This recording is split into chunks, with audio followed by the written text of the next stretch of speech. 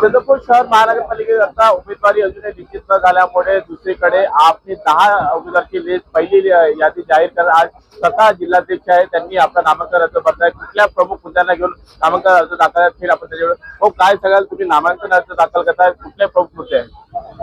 प्रत्यक्षात पाहिलं तर आज आमच्याकडे मुद्देच मुद्दे आपण पाहिलं की आम आदमी पक्ष आमच्याकडे अनेक फायली आम्ही आज घेऊन नामांकन अर्ज दाखल करतो। लोकशाहीच्या उत्सवामध्ये आम आदमी पक्ष पहिल्यांदा चंद्रपूर महानगरपालिका लढता आणि भारतीय जनता पार्टीचं सरकार जेव्हा चंद्रपूर महानगरपालिकेत काँग्रेसचं सरकार हटून भारतीय जनता पार्टीचं सरकार बनला आणि यांची घोटाळ्याची सुरुवातच तिथून गेली। ज्यावेळेस भारतीय जनता पार्टीचे पहिले महापौर बनले तर नागरिक विसरले असणार पण जनता म्हणजे भारतीय जनता पार्टी विकत ना पण जनता विसर त्यांच्या पहिल्याच महापौरांनी एक होंडा सिटी वाहनाचा हट्ट पकडला आणि एक होंडा सिटी वाहन विकत घेतले।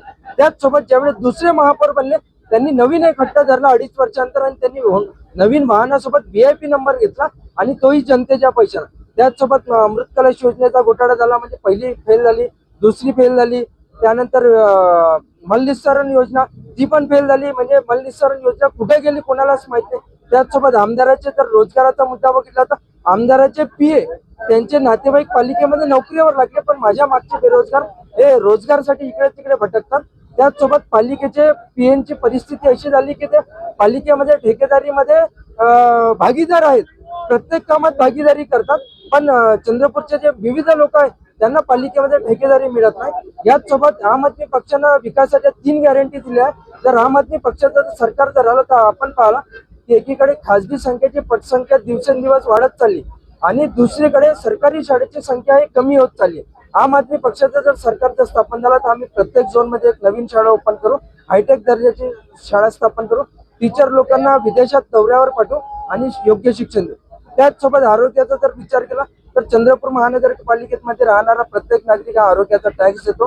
जर आम आदमी पक्षाचं सरकार जर स्थापन झालं तर 3 झोन मध्ये 3 आरोग्य हॉस्पिटल बनवते तिथे जर ट्रीटमेंट नाही झाला नागरिकाचा तर कुठल्याही खासगी हॉस्पिटलमध्ये ऍडमिट करा संपूर्ण खर्चही चंद्रपूर महानगरपालिका देतील। त्याचसोबत अमृत कलश योजना 1 आणि 2 फेल झाल्यानंतरही लोकांच्या घरी नळ गेला पाणी आलं नाही पण लोकांना बिल मात्र गेले। आम आदमी पक्षाचं जर सरकार स्थापन झाला तर जुने बिल माफ होईल आणि नवीन पाण्याचे बिल माफ होईल। चंद्रपूर शहर नागरिकांना भाजप आणि काँग्रेस वगळता तिसरा पर्याय हा उपलब्ध आहे। चंद्रपूर महानगरपालिका जर देशामध्येच पाहिलं तर आम आदमी पक्ष एक तिसरा पर्याय म्हणून समोर आलेले आहे। आम आदमी पक्ष पहिल्यांदा निवडणूक लढत आहे नागरिकांसाठी आम आदमी पक्ष पहिल्या नंबरवरचा आम आदमी पक्ष आहे तो नागरिकांसाठी पहिला उपस्थित आहे। एकंदरीत आहे भाजप आणि काँग्रेसला तोड देण्यासाठी आप हे सक्षम असल्याचं मत मयूर राईकर यांनी व्यक्त केलं। अनिल ठाकरे लोकशाही मराठी। लोकशाही मराठी ऐका पहा जागरूक रहा।